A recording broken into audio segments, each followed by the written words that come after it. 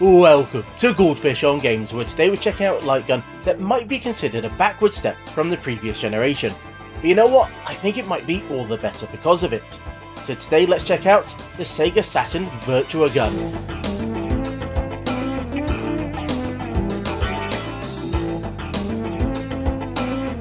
The Virtua Gun, also known as the Stunner in the US, was released by Sega for the Saturn in 1995. And as we can see here, I've got just the gun, no box or manual this time. Originally, you would have been able to get it on its own, or in various bundles, which included Virtua Cop, Virtua Cop 2, and in some regions, House of the Dead. The gun itself returns to a pistol style after the rifle of the Menacer, and it seems to be based off one of the arcade designs that they were using at the time, which gives it this chunky but surprisingly nice feel to it. And it also got a few different colour jobs depending on the region.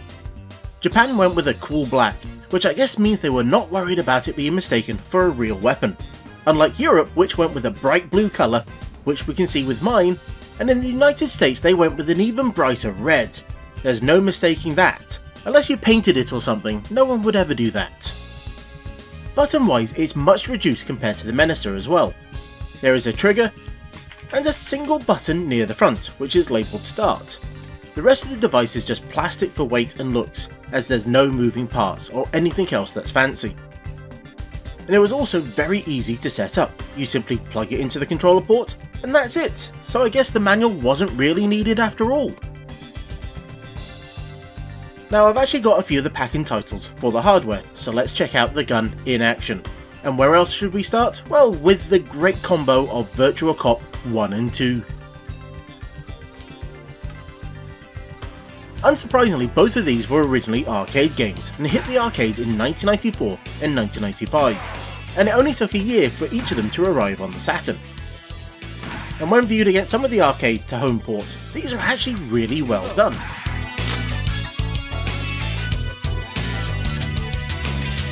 The frame rate and draw distance are typically excellent, with the biggest downgrade being the glass surfaces, which are now this dithered pattern. For those who haven't played these before, the action is quite simple. You move through a set route through the 3D world, and when baddies show up, this aiming reticule will appear, and it will slowly start to zoom in on the target, and when it goes red, they'll start to shoot back at you, so it's best to get those shots in first. Now this can actually get quite fast and frantic as the camera quickly moves around. The quicker you get those shots in, the faster it will start to track the next target, if there happens to be one.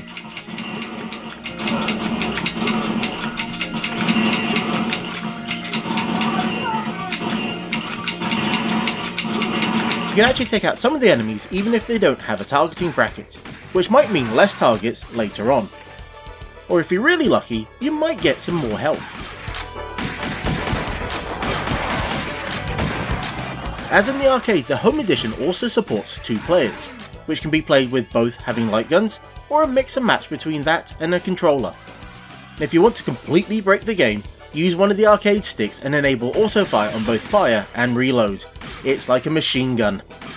Though you don't really have to rely on that to get a faster weapon, as you'll stumble across a number of weapons along the way. For example, the automatic, that allows for far more shots to be fired before you need to reload, and the shotgun, which has much greater spread. But you have to be careful, as there are many innocents that are just running around, though you can always tell when they're coming as they tend to call out first.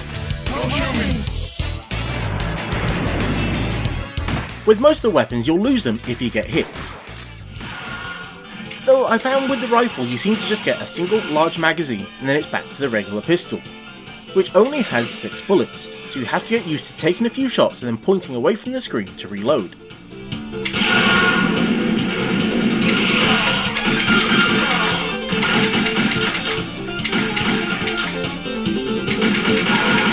Both of the games are very similar in the gameplay department, with 2 just upping absolutely everything, like having these crazy car chases or giving you moments where you can pick which direction you want to go.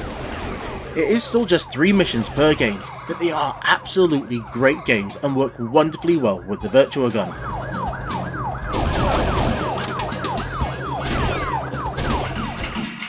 and as we can see from the calibration screen, even without any tweaks, the gun sights are pretty damn close.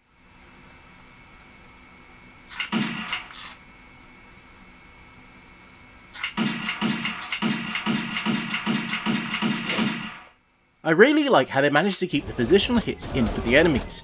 You can shoot the guns out of their hands and they will react differently depending on where you hit them. And they also had all the environmental items that you could shoot and interact with. I always have to get those chandeliers swinging in the jewellery store.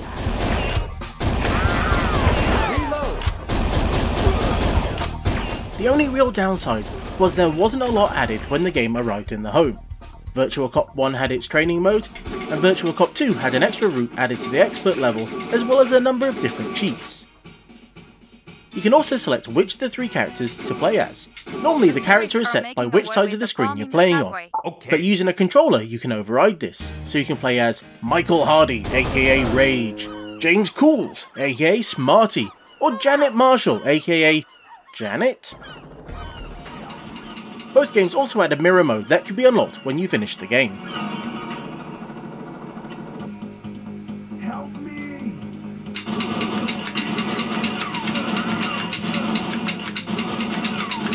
Unlike the next packing title, House of the Dead, which added a few extras on top of the arcade mode, like the Saturn mode. Unfortunately, unlike Virtua Cop, this one doesn't run quite as smoothly, as you can really feel the frame rate drop in places, but then this is far more visually detailed than the previous games. And it took 2 years to make it to the home after its arcade release.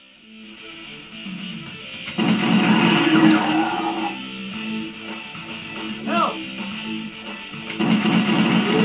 Oh! No! As far as I can tell, it includes all the baddies, which was quite the cast. You had a fair range of human zombies with axes and chainsaws. They might be missing a few polygons and have much lower textures, but they are still here. As well as the animal zombies, those fast dogs, those annoying maggots, and those easily taken out bats. But those frogs, damn, those little things will just jump out and get you. That will haunt me forever. How do you make frogs evil?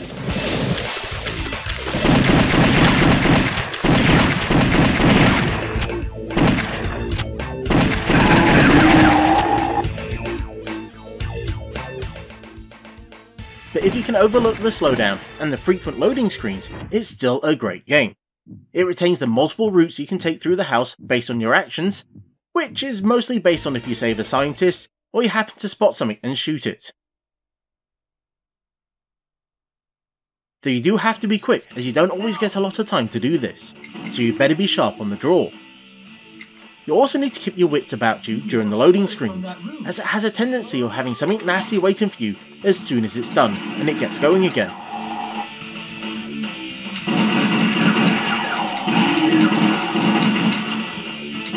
And talking about nasty, the game has quite a few large bosses, which the series became quite known for as it went on. And you have to feel for poor Sophie, who gets yeeted across by the first boss. And as you can imagine, one of the main additions they made when it came to the home was a boss mode that really acted like a bit of a boss rush that you could choose to play. And they didn't stop there with their additions, as there was also Saturn mode that gave you a choice of picking one of a few different characters, each with having their own stats like lives and number of bullets.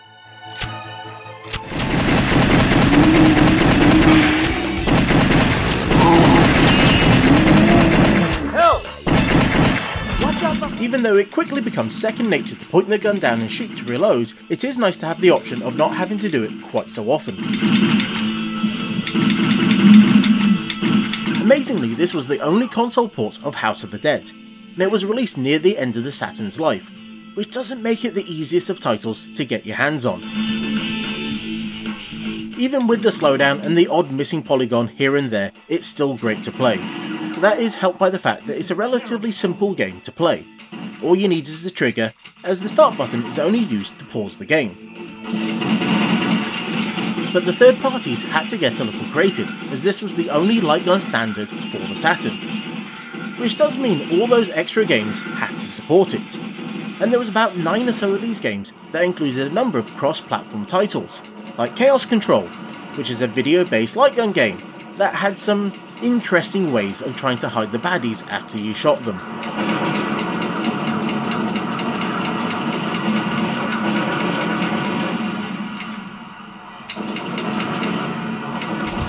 though possibly more interesting is Crypt Killer, which was another arcade game that got ported to the home, but this time by Konami, which uses 3D modelled worlds with sprites for the bad guys, which is an interesting mix and tends to look a bit more silly than some of the other games that we've played.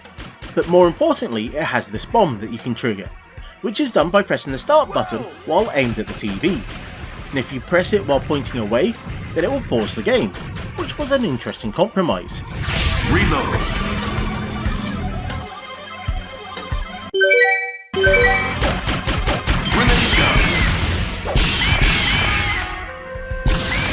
With 13 or so games, the Virtua Gun did reasonably well for support, or at least for a Sega lightgun, though it would have been nice if Sega themselves had released a few more of their own titles for it, and with many of the games originating in the arcade, it doesn't really help that image that Saturn had of being full of arcade ports.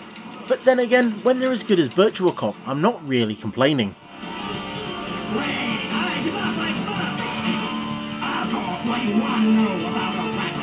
I've always been a fan of this light gun, even though it is lacking a few buttons, mostly because it sits nicely in the hand and it works quite well.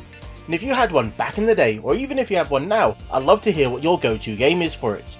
So until next time, I was the Goldfish, that was a light gun that was anything but virtual, and this was Goldfish on Games. Thank you for watching my video. I do hope you enjoyed it, and if you did, you can let me know down in the comments, or you can use those buttons just below. You know the ones I mean.